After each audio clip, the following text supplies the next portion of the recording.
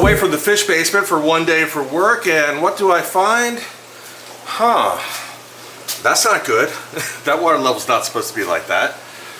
Oh my god.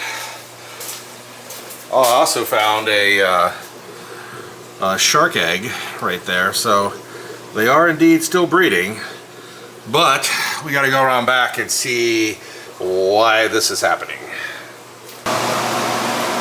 So I'm sure you already knew just from going around the front that it wouldn't be good, and whenever you have the air mover out blowing water on the floor, then you know it's not good. So a lot of water over here. Look at this. We have water here, and I'm thinking, man, I did such a good job doing the bottom of this and everything. How is this happening? And then I looked, wet, wet, wet. So somehow there's a leak up here. I'm not sure. I already reached in there and felt around. I couldn't tell anything, but you can see the water. You can see the wood is wet. I mean, I can feel it. You can hopefully see it from the camera. Obviously, you can see the water's coming down here, running off. You know, it's dry over here, so you know, nothing over there. Just over here. So, oh my gosh. So what have I done? I've cut the pumps and everything from the bottom, and I've cut the water flow going to the estuary, so it'll stop draining into the reservoir. Because at some point, not tonight because it's late, but I'm going to have to obviously figure this out, and in the process of fixing this, I'm going to have to do something with the sharks. So I guess the plan is they're going to live in the estuary for a little bit. I'm going to move over a whole bunch of their live rock, so we have, you know, the bacteria we need. Clean up this mess down here, and so then move the live rock, move the sharks over into the estuary, and they're going to live in here for a little bit while I take the water level down, get in there, and see what's causing this. And in the meantime, I'm going to keep this up here. I want to put a few towels in here and see if that catches where it's coming out. It looks like it's coming down inside here, out there, and then it was mostly going this way and down, and a little bit was running that way, but I dried off under there a long time ago, and there's been no new water coming this way. So, whereas there was a little bit. So, I feel pretty good that that's the spot over there. There's no, you know, nowhere else. Oh my gosh. Alright, you can probably tell from my voice, it's late. This is frustrating. But, well, I'll tell you what, leaving a tank sitting for a year was about the worst thing you can do. I'll tell you right now, it was a pain in the ass. But there's a plan. Rocking the sharks over here for a while. Pump this water down, clear all the sand up to the front, everything, and figure it out and fix it. One thing I want to point out that I forgot is the reason the water level is this low is because of the drains back there. I turned the pumps off so the water level drains down to the bottom of the drains.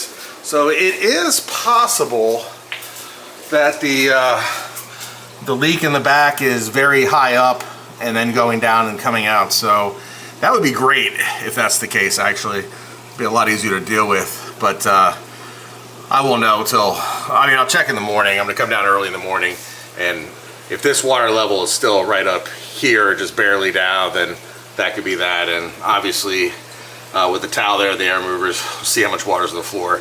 But I do feel confident it's not down super low, so I'm not worried about the tank just draining out or anything like that. And we do have the internal water flow going, so these guys are, you know, getting oxygen, and the live rock's getting oxygen and everything. So, all right, we'll check out in the morning. So as you saw for that intro, there's more going on than just the 1,200 gallon Amazonian Islands Aquarium going live. So we'll cover that in this video, but of course, the main part of the video will be focusing on the 1,200 gallon Amazonian Islands build. It's live, it's go time, it's a functioning ecosystem now, on its way up, we're building it up. So I'm gonna keep this short, so we got that, and also the 750 Malawi tank. It's go time on that, so you'll see the progress of that, and well, as always, it's better to show you than tell you. Let's go. So deciding what I want to do for the filter for the 1,200 gallon Amazon community was a little more difficult than I thought, because honestly, I was trying to do too much. I really appreciate all the comments, suggestions, ideas, everything that you guys threw at me from the last video in the comment section. It was a lot of good comments, a lot of good ideas. It also gets me thinking and everything, gets me hashing through the design over and over, making sure I'm doing the right thing. And the more I thought about it, I'm like, I'm trying to do too much. So let me show you what I'm talking about. So I have this slightly awkward filter box because we have a big post in the middle. So I didn't go with my regular upflow wetland filter. I went with K3 Biomedia, and I always say K1, and I'm sorry about that. It's K3. I get that stuck in my head. So at any rate, that lends itself better to a moving bed filter, but I also wanted to do a settling chamber. I have a lot of height, so I think I can achieve the two, but then I was also trying to put a base on the top to have more riverbank plants, and let me show you where that was coming from. So where I was coming from with that is what I have here on the upflow wetland filter. So you can see that it has rocks on the top. Let me get over here. So the top of the filter is gravel, and it's a big upflow wetland filter with different size aggregate. You can see there's a standoff where I have a bunch of plants that are positioned up above the gravel, and they do a great job of keeping water evaporation down and even more nutrient export. But the problem is, this is not the same setup as what I have going on over here. So in the process of trying to achieve that over here and have a moving bed filter and have a settling chamber, it's just too much. So I'm trying to do too much with this space. So what I'm going to do is I'm just going to focus on having a good moving bed filter and settling chamber, rather than a kind of, hate to say it, half-assed version of everything, trying to do too much. So what we'll do is we'll just use egg crate painted black across here to keep the media from flowing into the tank. There will be no standoff or no top, no plant singing here. There'll just be a cover eventually. And what we'll do is we'll bring the plumbing down, one on either side, and we'll extend it out, and we're gonna blow the water. So basically we'll bring it down part way, bring the water, and then shoot the water sort of at an upward angle at a 45-degree angle. And so we'll get this sort of movement going, and that's gonna keep our K3 media, which is gonna float, but it's gonna keep it moving. Then we're going to have our settling chamber down to the bottom, because we'll have a large area that doesn't have direct water agitation. And then depending on how that goes, we may add air stones to increase the oxygenation, and then in the water column where all the biomedia is moving around.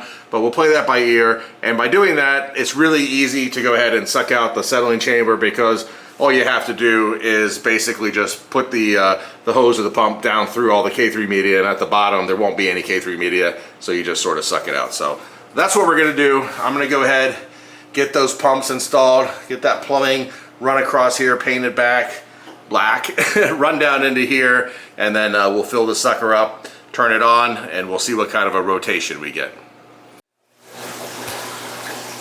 Well, it's been a bit of a saga. As you can see, the tank hasn't completely drained.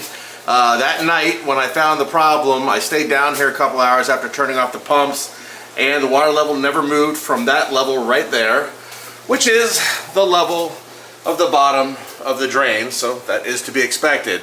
So let me take you around back and show you what I found. Okay, so first we'll start off with, you can see there's no water on the ground, it's all dried up over here. And I inspected this area. Now anyone who's followed the channel, I did a hell of a patch on this a while back, all the way up the side, down the side here, all along the back. I mean, it's very, very substantial. And I couldn't find a leak anywhere. It seems absolutely perfect. The only thing I did notice is there's a lot of water up here on top, specifically here where there's the only place it can really drain. And then I noticed, if you look in the bottom, there's that PVC pipe that I had jammed on here, but I forgot to ever really cement it on. So what was happening is this had gotten sort of spun up like that, and it was just shooting against the top, which was right here, and then building up water here, which was then draining down the side, and then what we saw. So that's the only thing that I could find that made any sense, because like I said, I felt around there really, you know, substantially, and we can see no water drain down, you know, past that point. There's no flaws up here at all. So that is there's our friend coming to inspect. So that is the theory here. It seems to be the right theory, but the only way to tell is we'll go ahead and I'll turn the main pump on, not this guy here. This is actually the secondary. I'll go ahead and close this up so the shark doesn't decide to want to do anything crazy.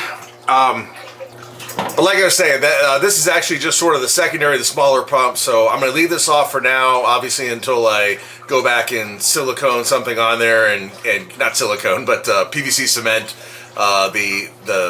the outlet, so this doesn't happen again. But to verify this, I'm going to turn the main pump back on, turn the estuary back on, have the whole system flowing again, and just double check that that's all it was this one little nozzle getting knocked off and just the water shooting up and hitting the top constantly and then building up water and draining out. So let's find out together if I'm right. So this is absolutely one of the best points of setting up a new aquarium. This is the final fill. This is the water that was lowered down because I have the pumps installed, and I did a little test, and we pushed a lot of water into the sump here. So let me show you what's happened. All right, we have two of these massive C-shaped pumps, one in each corner. We got them plumbed in, we got the electrical. We're running that plumbing straight across the back and then down into our filter that we've decided to go ahead and do the mesh like we talked about to keep the biomedia in. We're not gonna do the flat mesh with the plants on top of it. We're just gonna have the moving bed filter and the settlement at the very bottom because it is very tall. And that brings us over to that plumbing. You see that plumbing is coming all the way down and into the sump. And hopefully it's not filled up. Yeah, you can sort of see the pipe there. So we're only taking the water down that far and then we're shooting it out. So we're creating a lot of agitation at the surface, but we're gonna leave room down at the bottom there for settling of you can see here we've got everything bolted down. This will be painted black, this will be painted black. I kind of like to work with it before it's painted, make sure there's no leaks or anything during the testing, and then simply just come back and paint it, which is no big deal. So we are all set. Obviously the plants are kind of going right up in between, so basically I just put the baskets in and then put the plants right in between, and these will be painted black, but they'll kind of get swallowed up. Like so, for example, there's 4 big lines of plumbing, you know, on the back of the 4500 here, and as you can tell, once the riverbank grows in, you cannot see anything. there's no worries about that. It will get hidden nicely. I got a pair of Oscars that keeps digging pits everywhere and doing the I want to breed dance over there. Or maybe they already have something. No. But yeah, they are getting very frisky. Okay, back to the 1200 gallon. So what we're doing now is just letting the tank fill all the way back up, and then we will crank on both the pumps, and then we'll check out and we'll see how well our moving bed is moving, and of course test for any leaks or anything like that. And if everything goes well, crossing fingers, knocking on wood, then it'll be time to go over, bring over a whole bunch of seeded bacteria that I have, which is I have bags and bags of ceramic biomedia that I will bring that over here and get into the water column, and I will also dose with some Fritzheim 7, and then it'll be time to move fish over. This is exciting. All those Savannah are going to be in here, and all those angels are growing out. This is going to be really, really sweet. And then all those little fish to go. Oh man, I am pumped. I am pumped. All right, well, it is nighttime and cold, so I don't know if I want to work on those other plants or not. Probably want to do that in the sun. Because what ends up happening here is I have these other plants. I have to take them outside, get them out of these buckets, get all this dirt off of them, get the roots clean, and then get them into the media baskets, you know, with the clay and gravel material, and then put them in the riverbank. So I think that's going to be a tomorrow thing.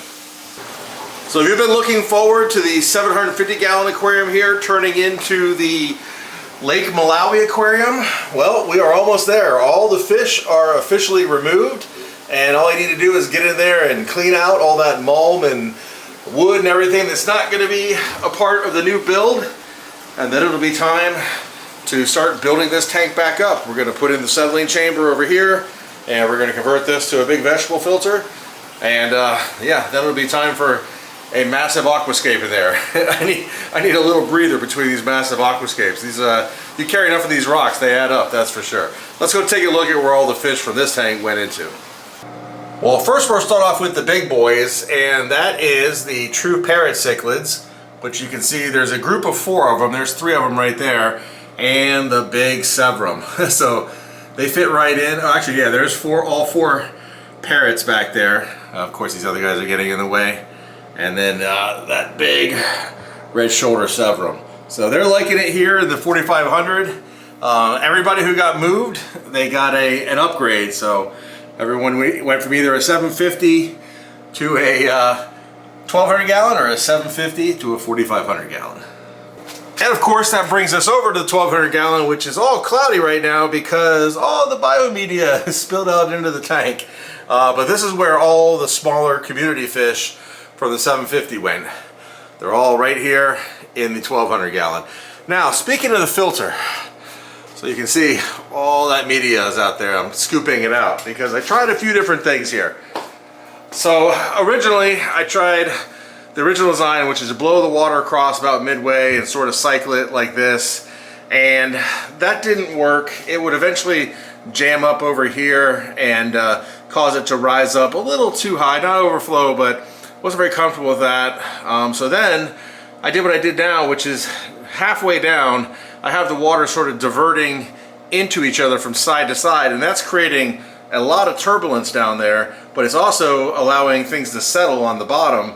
So that's working pretty good, but the problem is if I still run into where these can block up and sort of choke the system down a little bit. So what I'm going to do is I'm going to make this system the same as my other ones, where I'm going to build the platform, I'm going to pack this full of plants, and I'm going to have a settling chamber, and I'm going to have plants. And of course the bacteria grows all over everything, so eventually once the tank is fully up and running, that'll take place. So I'm in the process right now of fishing all of these out, and then I'll start building that platform, and we'll get the rest of those plants over there into here. And as you can see, we've got some plants started on the riverbank in the back. Okay, big pump is back on. No signs of any leaks or anything. We're back on over here in the estuary. Everything is running, and let's swing around to the front. And as you can see, all the returns are going. We're fully back on. Everything is flowing through the system. So what I've done, that one extra pump is off back there. I'm basically painted up a piece that I'm gonna cement on there later, and then we will try that. But for now, I wanted to run it without that pump since I think that outlet was the problem. So I want to verify that. So I'm doing this early in the evening, so I have a good 5-6 hours to monitor the system and make sure everything is okay, and make sure that my thesis or my hypothesis what the problem is correct. So so far so good. It's been running 20 minutes or so, no signs of any problems. So here are the larger fish moved over from the 750 gallons, a group of true parrot cichlids. There's 3 of them there, there's actually 4 of them in the tank, and a very large red shoulder Severum. So these guys are basically fit in here perfectly. They're plenty big that nobody's going to bother them, and they make an awesome fish to mix with these big predators, you know, like the large Oscar and the peacock bass. So they are definitely, I'm loving them in here. And for them, it's going from a 750 to a 4500, so I don't think there's any complaints about their new home. And it's been a few days, and they have settled in just fine. In fact, really from the get-go, it was a good match for them. They like the space, and their tank mates did not pay them any mind whatsoever. Oh man, that albino. Okay, I was just getting everything cleaned out here for the 1200 gallon to start building the stand here for the vegetable filtration, and I noticed looks like one of the pluckos decided he wants to live in the filter box for a while, so that's fine. He can go back and forth. There's probably plenty of things for him to eat in either location, and I have the pads up there so you can see the water is cleared up slightly.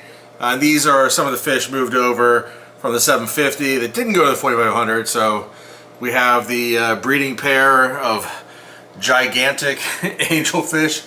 It doesn't do these guys justice because it's a massive aquarium, but they are huge. And then there's a collection of Cory cats. These guys are funny. They were basically in a Petco tank years and years ago. It's a whole just different mix of different kinds of Corys. They were in a Petco tank of like fish that some people had brought in. It was mostly goldfish and guppies and stuff. And then there was those 5 Cory cats in there. And so I was like, what's the story with these guys? And the guy's like, you want them? And I was like, well, how much? And he's like, no, if you gotta do, what kind of tank do you have? And I was like, explaining to him what I have. And he's, oh yeah, just take them. And so I've had them now for years, because I'm trying to think. They were in a 40 gallon before they went into the 750. So, but the thing that's pretty cool about Cory cats, obvious, is that they pal around together, which is really cool. But I also like that even no matter if they're different species and everything, it doesn't matter. They all just hang together in a big group. So it's cool to see them just really like in the 1200. They have to all that swimming to get to the top. They're probably not used to that, but everyone's been moved over. So the other fish that are in here are some Acara, yellow Acara, blue Acara, and a bunch of plecos. Actually, there is the yellow and there's the blue Acara, as if on cue. Again, this is and there's also one Buenos Aires tetra. Of course, this is gonna clear up real soon. It wasn't that long ago that you saw where I was taking out the filter media, where it was all clouded up, and it's only been a little while with the filter pad in there, and it's cleaning out nicely. So I'm gonna go ahead and finish the building the platform and the vegetable filtration, and then we'll come back and we'll check this out when it's all clear. So I'm happy to report it has been a week since the scare with what I thought might have been a leak, but was just the filter or the pump or the return nozzle being knocked off and water being shot out, and all is well that ends well. But I know I don't need more work right now, but I want to make a little bit of tweaking here. So they've done a number. They've been breeding like crazy. I showed you the egg, but they've just been at it, and they've done a number on this. And I know people are saying, hey dummy, just go ahead and drill some holes and lock that stuff together, but I want to take another crack at trying to build this back up again. So I'm going to get in there and I'm going to make some repairs, but I want to change a little bit as well. So I'm going to just straighten this side back up, but this side over here, I'm going to shorten this end over here. I'm going to take out one of the crates, and then what I'm going to do is so that's going to open up, say, from like here over. And what I'm going to do is in that kind of back corner, I'm going to make a tube. Now this is something that the thought came in my head for this, really because a comment on the last video, someone said, hey, why not put a tube on the back wall for an eel to give another hide instead of just the ones over here, something sharks would go in. And we talked about it, but it got me thinking, why don't I make like a small cave complex going in this way, going up and going out, and then rock it all in like in that back corner, and then create an open space here. So we'll have a rock area in the back with all the tubing hidden in it for the eels. We'll have more open space here and a better flow for the fish. So I'm going to do that. I'm going to also fix up this side of the tank a little bit. I'm going to keep tweaking and tweaking, and I may very well give up at some point and and basically take harder more firm measures to get all the rock put together so that they can't knock it down, but I don't mind at least a few times trying to see if I can get it sorted out myself. And the more these guys get used to their home, hopefully, well, actually I shouldn't say that because they were in the other home for a long time and it never stopped them from wanting to knock down my structures, but I'll give it another shot.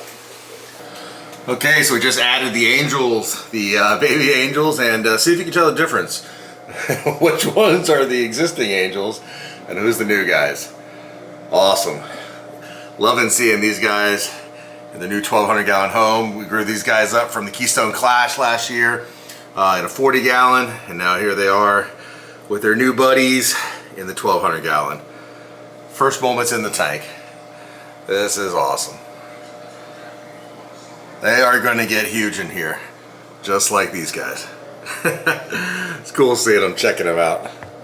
Very, very cool. All right, I'll let these guys settle in, and it's time to go get some Savannah geophagus. So this is the first few minutes with the albino threadfin acara being added to the aquarium, as well as the large group of geophagus sveni. There's a bunch of them there underneath the log, and then a few of them over here, and of course some up in the back there, all spread out. Again, just their first few minutes of unceremoniously being caught from their grow out tank, where they have grown up quite a bit. I mean, they started off as tiny little fish. As you can see, they're good size, so the only home they've ever known they've been uprooted from, but I think they're realizing pretty quickly that it's worth it, because their new home is a whole heck of a lot cooler.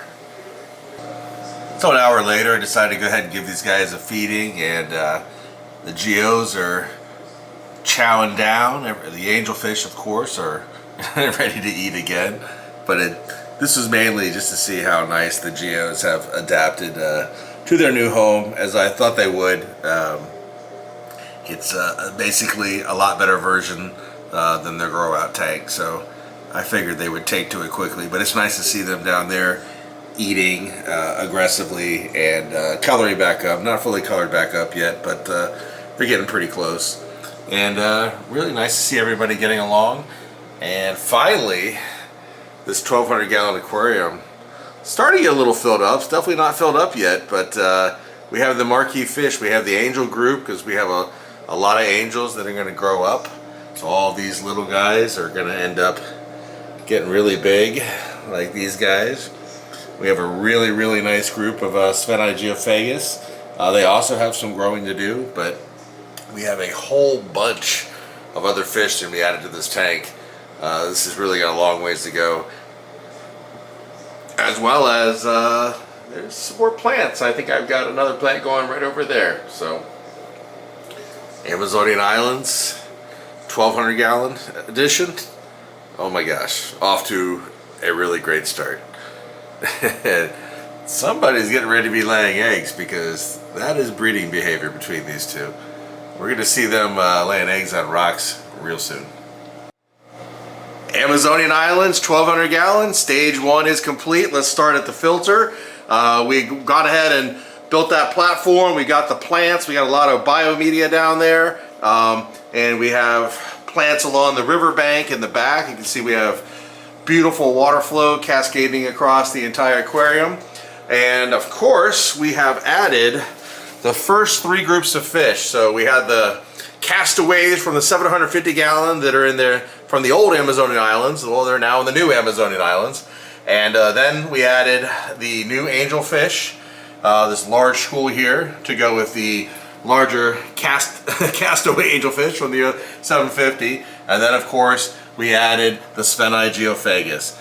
And you can see the tank is not completely clear and everything, because I'm still working on it, making little modifications to the filter, adding plants up top, all that good stuff, as well as dosing bacteria each day. We have the bags of bacteria in the filter, and I've got a couple temporary ones in the tank, like that big bag of seeded biomedia that I keep in. I keep those ceramic media bags in all of my sumps all throughout the fish room. So at any given time when I need to bring a tank online, I grab the necessary amount of those that I think I'll need for the fish load, and add them into the tank, and then dose bacteria to sort of bridge the gap in between, as well as testing, right? This is the time when you want to have your test kit out and do your frequent testing. Don't let anything spike, don't let anything get out of control.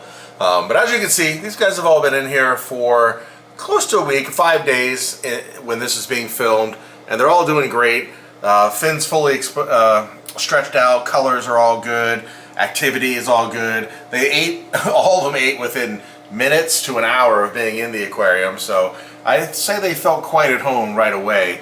And really, it's just a matter of adding in, doing a few things that are left to do to the tank, and letting the tank mature, let the water fully clear up, get the cycle fully established. So we have bacteria, but we want to have bacteria growing all over everything. That's what makes a tank really bulletproof. We don't have that quite yet, so that's why this is the stage where it needs a little bit of a hand holding, but this is a very good start to an ecosystem right here. So you may be asking, what's left for Amazonian Islands 1200 gallon? Well, there is one more plant to go over there. All these white pipes need to be painted black, and as well as the standoff piece of wood over here needs to be painted. And you can see that is the plant down there that's going on the other side. And then lastly, there's a little bit more media I'm going to be adding down in the bottom area underneath the standoff here for the filter. And if we come around back, I think we're pretty solid. Just like I said, just a little bit of painting, but the riverbank is coming in nicely, and it's pretty obvious where the last one's going to go. But yeah, this is a great start to the Amazonian Islands 1200. It's, for me, it's been running 2 weeks in various stages, right, of fish and plants and filter changes and everything. Lastly, of course, there will be tops. I have a bunch of tops outside that I need to clean and cut down, so there'll be tops for each one of these sections, as well as I'm going to add some strip lights across the back, because they're not easy to see right now, but we do have all those Amazon swords in there. So especially, you can see in the back, it's pretty dark back there, because the only lighting we have is the big overheads. They light the riverbank and also do a pretty good job in the tank. But I will have supplemental lighting in the back so that those Amazon swords grow up, because as much as I personally really like this hardscape, the way the rock formations came out in the wood, I'm loving it. The way the fish are interacting with it, loving it. But it's going to look so much better when it has that soft green plant matter, you know, juxtaposed to it. You know, it's going to be sweet. That, of course, the next time we see this tank, the water will be crystal clear, and then you can truly appreciate the 4-foot depth, because, you know, until we go up over top and you see how deep it really is, and it goes back underneath that riverbank, you know, you just can't appreciate these tanks, how deep they are, how long they are, until you see them in person or until you see them from these alternate angles.